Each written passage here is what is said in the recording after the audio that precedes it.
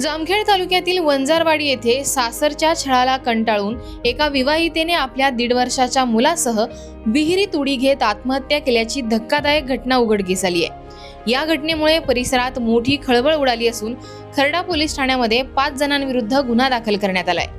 याबाबत पोलिसांकडून मिळालेल्या माहितीनुसार साळू शिवाजी चौरे व तिचा मुलगा शिवांश चौरे यांनी रविवारी सकाळी 11 वाजण्यापूर्वी गावातील दत्तात्रय सोपान ढाळे यांच्या विहिरीमध्ये उडी घेत ही आत्महत्या केली आहे। या प्रकरणी साळू हिचे वडील देवीदास तांदळे यांनी खर्डा पोलीस ठाण्यामध्ये फिर्याद दाखल केली आहे। फिर्यादीनुसार विवाहानंतर काही महिन्यांपासून साळू हिला सासरच्या मंडळींकडून सातत्याने मानसिक व शारीरिक त्रास दिला जात होता।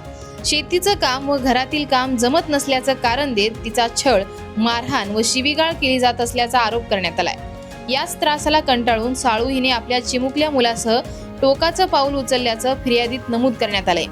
या प्रकरणी पती शिवाजी अंगद चौरे, सासरे अंगद दशरथ चौरे, सासू विजूबाई अंगद चौरे, दीर धनंजय अंगद चौरे आणि जाऊ कमल धनंजय चौरे यांच्या विरुद्ध भारतीय न्याय संहिता कलमानुसार गुन्हा दाखल करण्यात आलाय।